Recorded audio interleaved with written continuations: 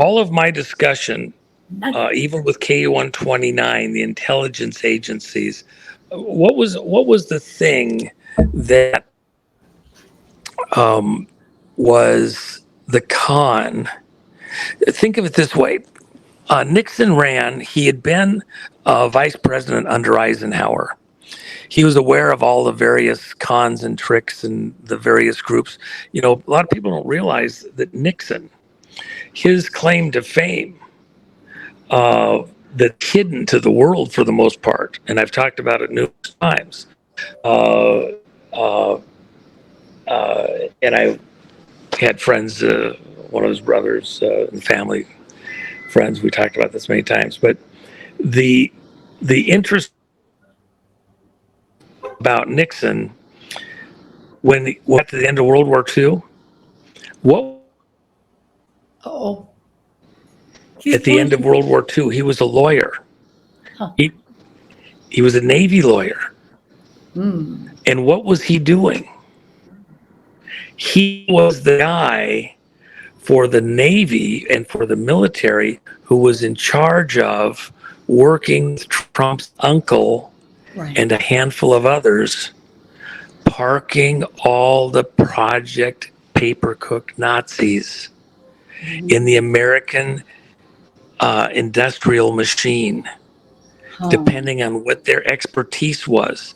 He personally signed the paperwork, reviewed, talked with the various leaders of the various programs, missile development, nuclear, other alien technology, not alien from outer space, because it wasn't necessarily. Wait, Juan, you're blinking. You're blinking in and out. This is good stuff. Oh my gosh. Oh my gosh. Do it again about aliens. You said not aliens from outer space. Yes, but it was considered alien technology. It was code for it came from the breakaway. Okay.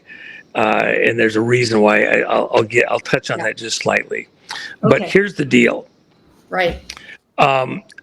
When Nixon didn't win and Kennedy came into power, why was that useful? While Kennedy had been there, Nixon and Kennedy were friends. Nixon had been in the politics. Kennedy had been in the politics. Yeah. They knew each other. They were actually good friends. Oh. But Nixon was cleared at a much higher level. He had the clearances to be aware of what was going on, what the fights were, what Eisenhower was looking at. And the lies that were being told, the subterfuge, which they were aware of. And even back to the MacArthur stuff, when MacArthur got handed his head on a plate by Truman, and then the fight back to get control of the military where these secret cabals were working and had gotten in and gotten control of the military industrial project that Eisenhower recognized that Nixon was read in on. When the election was thrown by the mobs and got Kennedy in, the other side of the coin was the military industrial complex that Eisenhower was warning us about. Right. Was trying to maneuver Kennedy into doing certain things that would be the precursors to World War III. Right.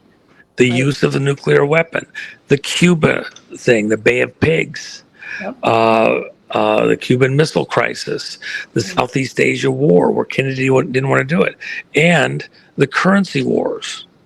Who's going to get the control of the wealth of the American people?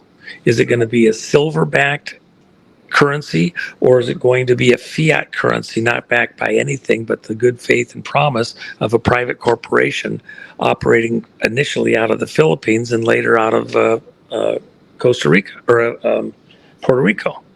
No more federal than Federal Express, Federal Reserve. So Kennedy was being conned. He understood he was being conned and was trying to fight back against it, push back against it. In that era, and it comes current to this exact moment, this is something that I want everybody in this audience to slow down and think about. I'm giving you the keys to the kingdom right here. The Dulles brothers came into power, and one became head of the CIA, and one became Secretary of State to represent America out to the world. Right. The Dulles brothers were coordinating their activities. The CIA was out overthrowing governments around the world and causing mischief all over the world.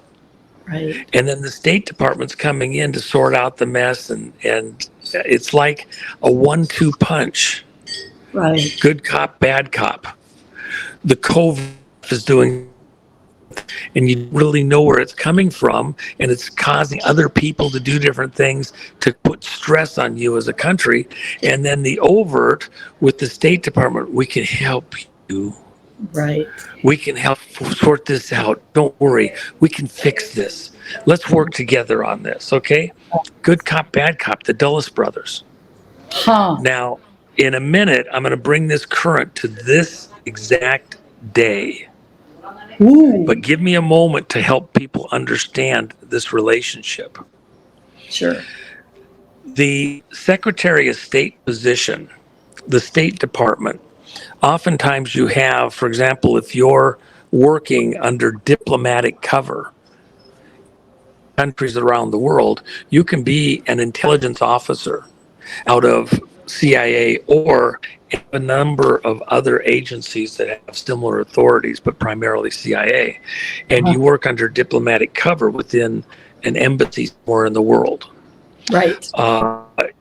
You can coordinate actions, and you could have covert operatives and operations that then the secretary may be aware of, but the ambassador in those locations is only minimally aware of, but the officer who is the liaison inside of that location is fully aware of and briefed on in case he has to come in and provide support and or to transfer information in or out of a situation. At a certain point, some of those personnel got so powerful in their positions, were given such rank because of the nuclear era and things like that, that we created a service, global response staff. And the saying is that when James Bond gets in trouble, I should say, when the world's in trouble, who do you send to go find out what's going on? From Universal Exports, has 50 other covers behind him, looks like just a normal businessman, or has some type of other intelligence gathering operation that they do as a cover. A researcher, an investigator, a detective for some private operation, big corporations. Yeah. Security staff. I remember running into somebody a while back that worked for one of the biggest corporations in the world, and he was head of their security. And every person in his office was somebody coming out of the intelligence community. And the owner of the corporation, one of the key ones, was executive of the country. So why would that be the case? Because in reality, they're transferring in and out of these intelligence services in the private sector and in the government sector. Okay, when CIA or FBI people or other security agencies, naval intelligence, Right. Army intelligence, etc., where do they go? They'll go into the policing side of government in the overt, or they'll go into private security, private intelligence. It's kind of a back and forth door. And what do? They coordinate with the guys that they knew that are still there. Hey, I need a little favor. Hey, we need a guy who can do this, who's got the right clearances, the right history, that it's all known and trusted. Okay. Right. I trust you because I've been in the foxhole with you. Right. I trust you because we have a history. We can have a conversation that the next bunch of guys can't have. That's the Dulles brothers. Huh. They were tied at the hip between the intelligence community and the State Department, and then to the corporate community. For example, George Bush Sr. It's an oil company doing all this various types of work. But Zapata Oil was really cover for covert operations going into Central and South America. Wow. And then branched out into other things. George Bush, present at the assassination. Well, to all the world, he's just a businessman from Zapata Oil. Ooh. When was... Wait, you're blinking. You're blinking. When? Where did he go? Matt, are you there? Here. Juan! We can't hear you. Yeah, that, the picture of Bush, leaning against the school depository. The nuns did that research way back on the board. Well, his dad, Prescott, had all the oil in Cuba, right? He owned a massive part of Cuba. Oh, really? I didn't know that. Oil was in Cuba, and that's what was really the missile crisis. And now, did he come back in? Juan, are you there? You back? I don't know what happened. I wouldn't do that. Don't freak me out. I'm like, and I couldn't tell you all that stuff. I had to hide it. You're so funny. We were pretending to kind of figure out what you were saying, but you were talking about Bush Sr. He was against, obviously the school depository. Let me pick up right there. So the point is that he was just a businessman, allegedly, to the world. Right. Yet we know that he was actually doing stuff in the intelligence community long before he went to China. But he's just a businessman. But he goes and opens up China, the biggest project on the planet at the time, backed up by the most expensive intelligence agency project in the history of the world, which was Glomar Explorer. Okay, lifting an entire submarine from 3.5 miles beneath the surface of the ocean, harder to do than go to Mars with a manned mission. Wow. And with Chinese observers, 2 of them present on the boat to observe and be able to talk back to China that it's real. This isn't an illusion. This isn't a fake. Trusted people to tell them that it's this actually for real happened, okay? And this is what we found, and here's the condition of the sub, and this is the pictures that we took. So when that all happens, who's the first person they send to China to do the liaison work? Bush 1. Who'd been in the intelligence community the whole time. And by the way, what's the tie to Bush 1? Within the family, going back before World War II, the Nazi connection. Right. Wow. Okay. And what's the connection? The Nazi connection up into the intelligence agencies, the post-war period. Nixon is parking all of the Nazi scientists throughout our intelligence agencies, helping to set up counters to go against Russia, to go against the Nazis that are on the Russian side. Wow. You're being played. It's a huge game. It's families above these intelligence agencies. And the Dulles brothers were playing tag team between the covert world and the overt world to manage us in this puppeteering, taking over entire countries. Indonesia, when Obama's mother was sent to Indonesia, and you have to remember, Obama's mother was her parents, Toots was the mom's name, and the dad was working for the FBI in domestic intelligence operations, monitoring the Nazis operations to get into our aircraft manufacturing facilities. And he lived down in Kansas and was part of the Boeing team down there. And other people after the war said, this guy should be in jail. He's a freaking Nazi. Well, no, he was working undercover, trying to kiss up and look for any Nazis in the system. Remember, coming into World War I, 54% of the American population claimed German heritage. We were fighting our cousins. So you didn't know whether somebody had these hidden things. We had the whole communist movement here in the United States while stuff was going on in Russia. So trying to bring this whole thing together now, pull this sign net together for everybody. Right. In the few minutes I have left here. Okay. What was happening is that a system was put in place that became endemic. It's a brand. This combination of the covert intelligence and then the overt State Department with a military component tying them together. Why did CIA, for most of its history, prefer Air Force officers to become officers over at the CIA? Why did they tap them predominantly? Because they'd already been pre-screened and were in a system that was favorable to the secret handshake. When Truman created the Air Force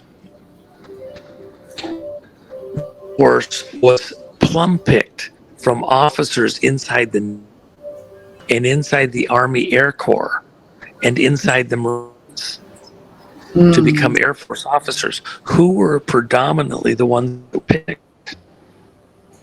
Secret handshake crowd, Masonic. Right. So Air Force was already heavily and pre-screened. And then if they wanted an officer out of that for the covert intelligence stuff, you already had people that were part of that crowd, and they had been screened in other ways with other societies. Skull and Bones, Scroll and Key, the Orange Men, a dozen other locations.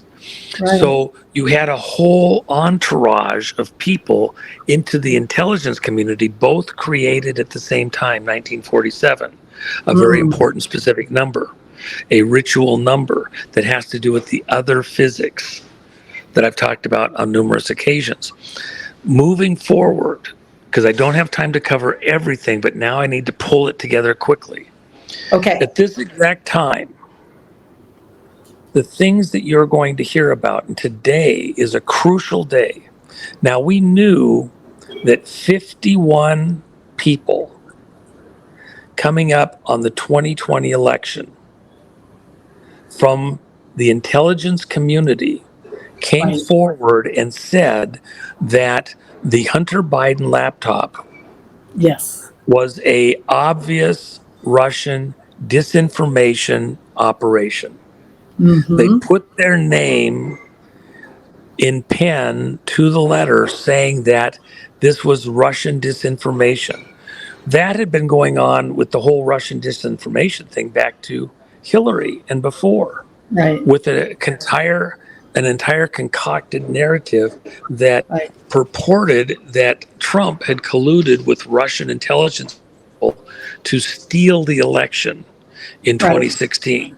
And that this had been a long ongoing operation. That's where Papadopoulos comes in, where a British American, somebody with dual passport, Stephen Halper, who's an educator at Cambridge University, brings in spies from all over the world, and they have their little conferences, and supposedly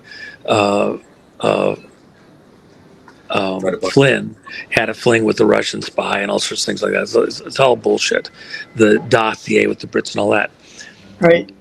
To make a long story very brief, the core of it is that you had British intelligence, MI5, which is like FBI internal, and MI6, which is like CIA external intelligence, working with Mossad and CIA.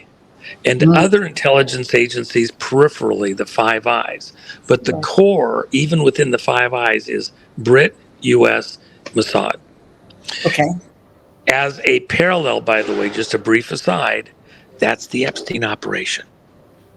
It was American with Clintons, Brits with Randy Andy, third in line to the crown, and third in line, and the Israelis, Ghislaine Maxwell and that whole operation there, and they were tag teaming to, in a blackmail operation, get control of players inside the university system, inside the political system, inside the Justice Department system, inside the corporate system. And so a guy like Clinton would invite a buddy, come on and join me.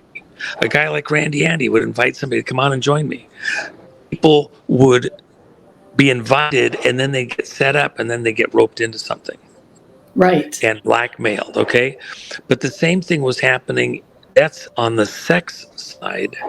The same thing was happening with alliances over trying to rope in people like Papadopoulos. Halper has a student who's a looker, all tits and ass. And she goes and tries Ed Papadopoulos, who has one of the most beautiful wives in the world, and faithful, loves her, and has a faith-based life. But it wasn't vulnerable. They try to set him up. They cook him into a deal where he's going to make a lot of money if he goes down to Israel and looks at an oil deal and tries to help him sort it out. They push $10,000 on him. When he comes back to the U.S., if he's got $10,001, he's exceeded the money that he can bring in, and now he's going to get roped into, well, we can send you to prison for 10 years, but let's work a deal. We need some intelligence. We're the FBI. Because who's meeting him at the airport when he comes into the U.S.? FBI fucking I. And I don't use the term lightly. They were trying to screw him over. But wait a second. If the setup came from England,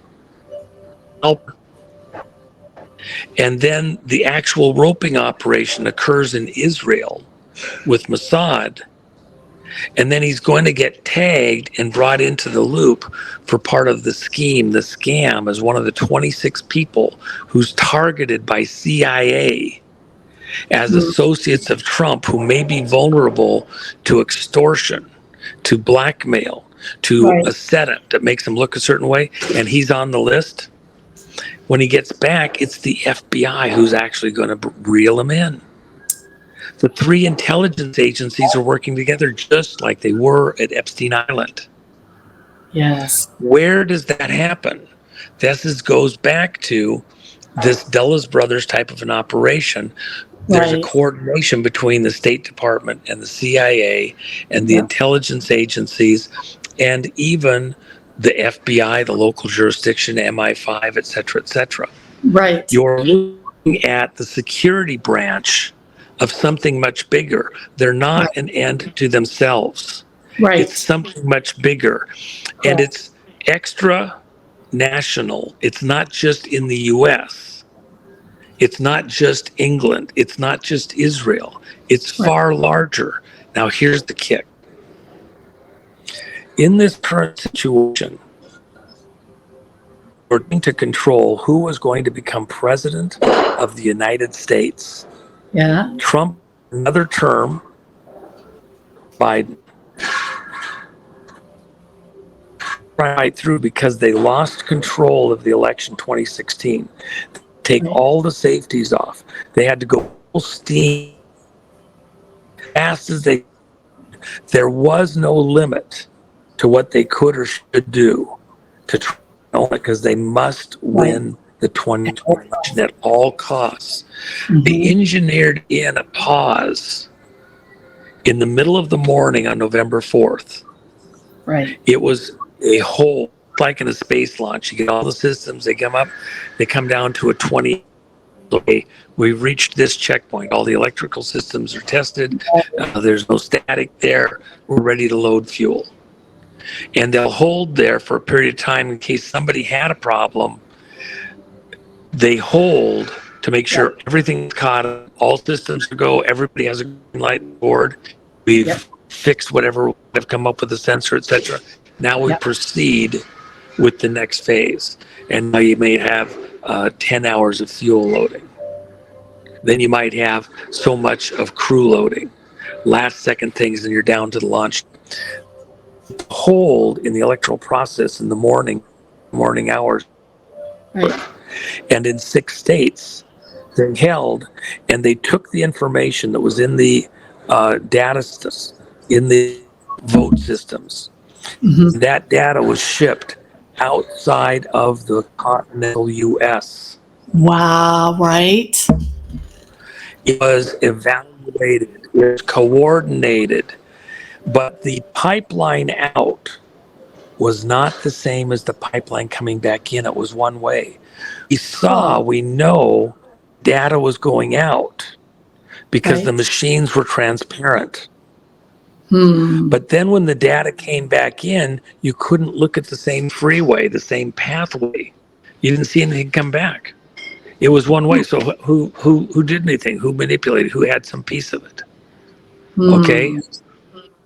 It went out one way. And how did it go out? Phones, satellites, servers, locations, a couple of stops to obscure the path. You've seen the stuff on the big board when they're trying to track a computer hacker system, and it goes to here and it goes to there and it goes to this other spot, and then not there, it's here. Okay, going through this different systems to obscure who they are.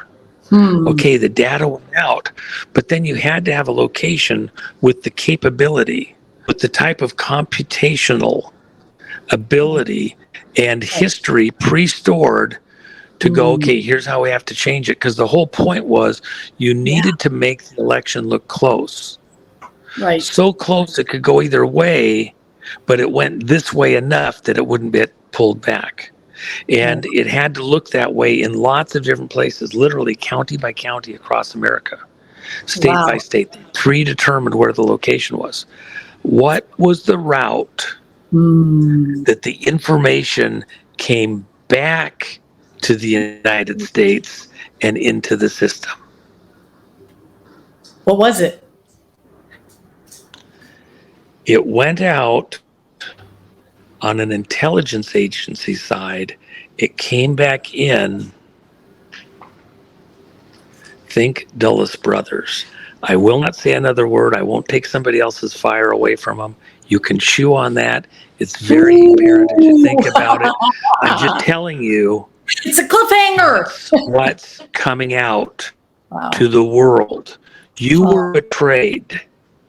And the betrayal was by the same people that were there all along. Where was Hillary? Where did they park her when she agreed to step down at the Bilderberg conference just prior to the election, the primary, whether you were going to have Obama or Hillary be the nominee? And they had their little Bilderberg conference, which Kissinger attended, Gates attended, Jimmy Carter attended, and their wise men, John Kerry, attended right there in Maryland. And then they decided that Obama's the nominee. Hillary gets what? State Department. Oh, there you go. He'll get a very powerful position. When Hillary and Bill were talking prior to Bill becoming president of the United States, when they were trying to sell Hillary presidency thing, they were letting Bill have national. Hillary wanted what? Internet. They were going to have a co-presidency, and she was going to focus on the international. Then they decided, no, she's going to be the national. She'll do the healthcare stuff. People didn't buy it. They didn't want that. They didn't want Bill or Hillary swapping positions. They didn't want anything to do with it. They were going to tag team us, okay?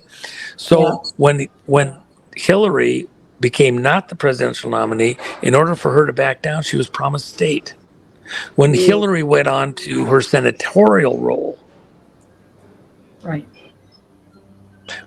When she left the Clinton thing and they had to keep her in power, where'd they put her in the Senate? When she left the Senate, where'd she go? The more powerful position at state. New York. Right. Why was that so critical? Why is it so critical right now? Because the information that is the other side of CIA, their own communications, isolated, independent, not convoluted, is the State Department side. Interesting. Huh. Watch what happens next. Okay. Watch the revelations that happen next and understand that 2020, it's not over yet. Good. I'm a Drano girl. You see, the Drano girls, oh my gosh. You're going to see that, just like Kim Clement said, people in a few months are going to be at the grocery store in line, not knowing the other person, seeing the magazine stand, hearing something on the news.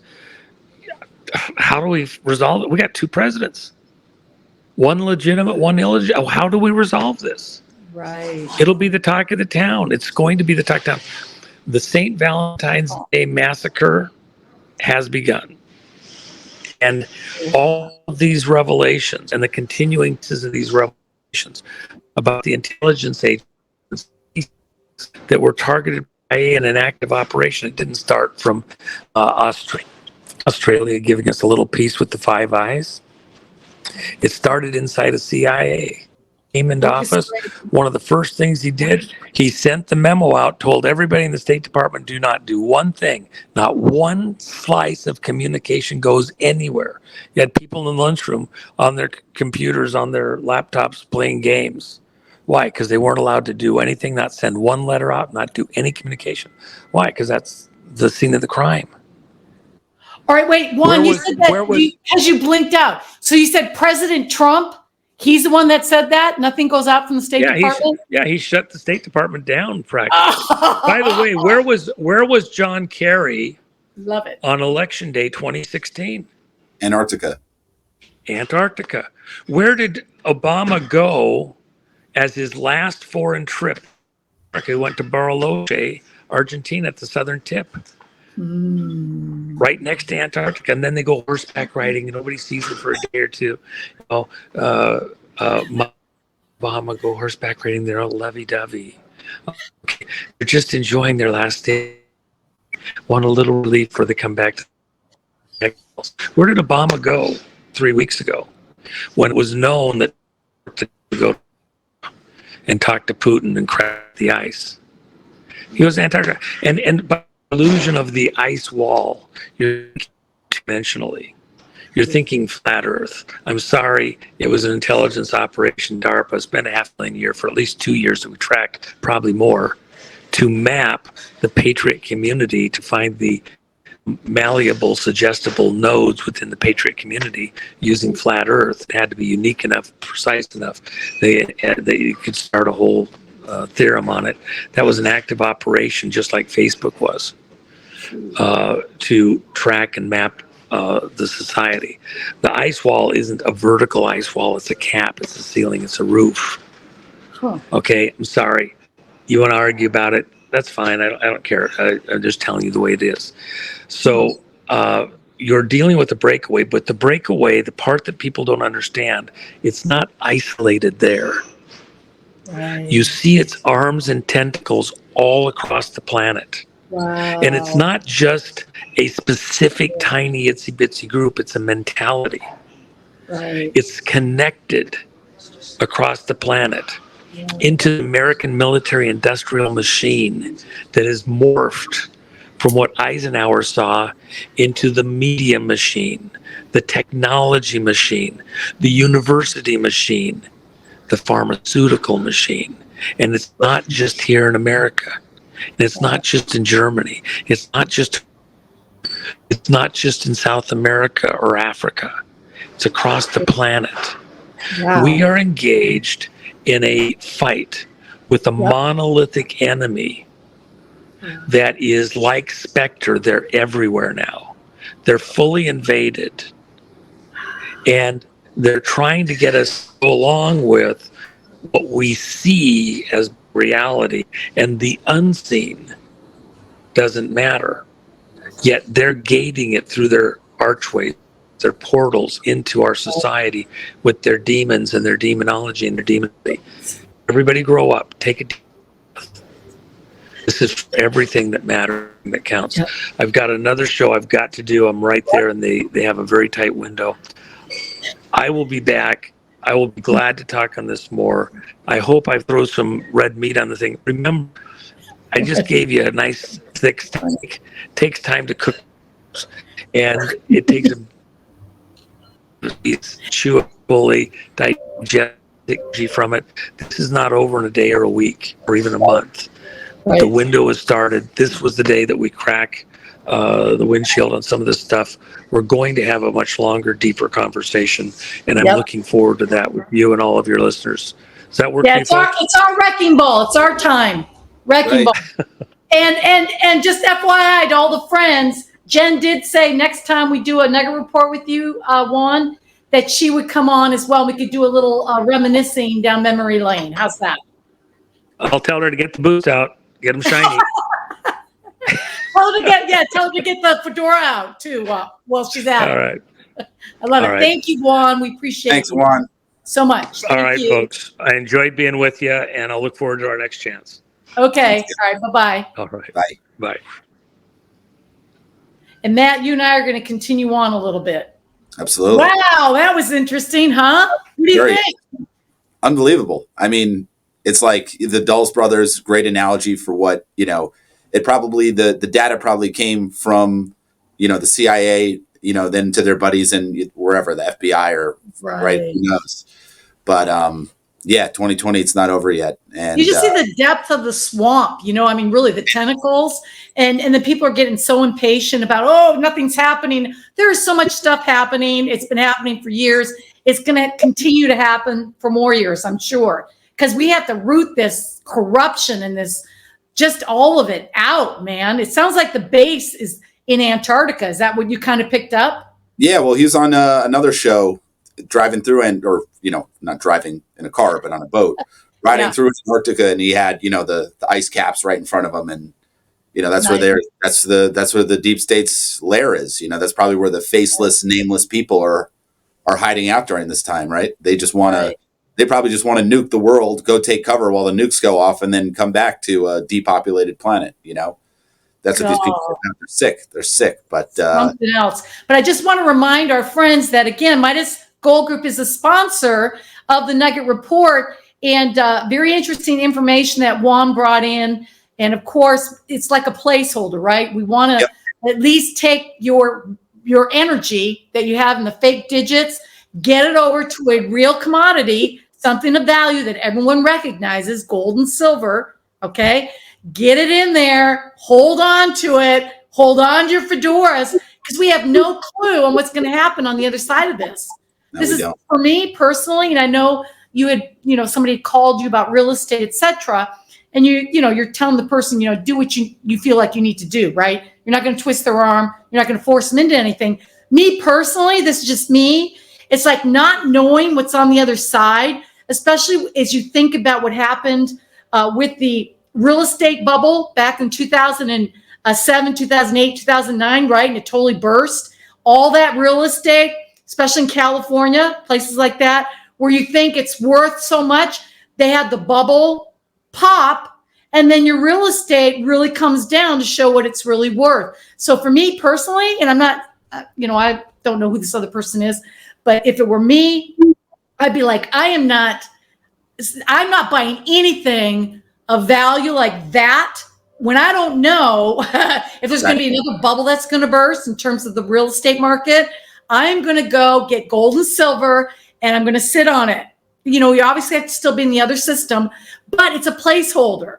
It's to store your wealth right now. What I took away from it was the idea that, hey, you could just put your money in gold and silver, not have to worry about anything. Just let it sit. You don't have to get creative, right? And then you'll find an opportunity on the other side of it, right? You don't have to take any risks or chances right now. I would say, if anything, spend your time focusing on this type of information and see where it takes you, because maybe you start seeing opportunities start to pop up as we get closer and closer to the finale here. I feel like we're getting close. Yeah, I do. I feel like we're getting close. Matt, I'd love to invite you to be the co-host when Jennifer comes on next time when we do a Nugget Report with Juan. and have them both on. And it will be so much fun to kind of go over, the history of it, way back, like 5 years, right? So much fun. I know it is. Yeah, it is. That was a great one. That was a long one, but a great one. Yeah, I'll edit out one little part. Forget where he just. Leave it there. Yeah, I have a lot of work ahead of me right now, but that's all good. Juan, we so appreciate you. Jennifer, thank you for making this happen. And of course, Matt, I'm very appreciative, Greg and I both, to you and to Midas Gold Group, James, Ken, Gabor, all of the group over at Midas. We absolutely love you. Thank you so much for being the sponsor for the Nugget Report and also the Points to Ponder. And so with that, Matt, we're just going to say adios. Adios. Go get to work. Yeah, I gotta get to work.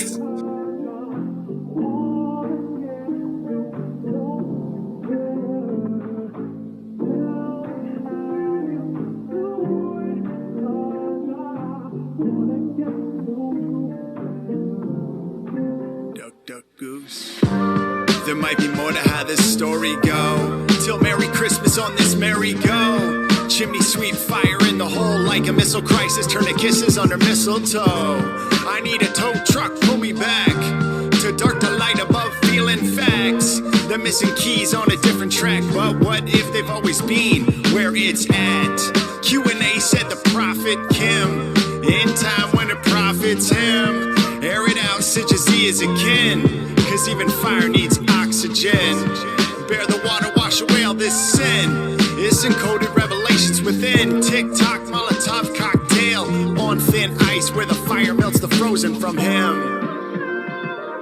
Yeah, that's liquefaction. 23 globally, but not stranded from him. Yod, hey, vibe, hey. Fluid flow to the brim. Open all the doors to the doorway. Timestamp. Lord, lead us in love. God is love. That's the key. That's the force. And may the fourth be with you. I'm no one to forget you. Sending good dots, love and lightsabers. From any distance. Quintessence through these other elements. What a time, what a time. Stay grateful. Revival. Game of Clue. Tiffany Blue Room with a Christmas tree, balsam furs used as weaponry. To redeem 61 back in 17. Theme dedicated to times honored for when the tradition began. Nutcracker motif. Speaking of family trees, George online. Hold on to your fedora hats, red jackets, and dungarees. Santa says ho ho ho. New editor-in-chief. It's a different magazine, but it still got good genes.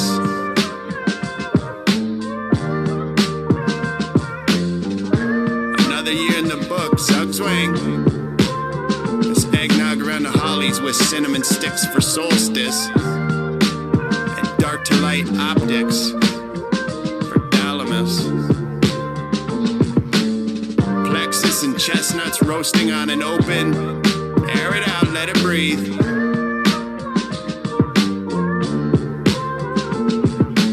Merry Christmas.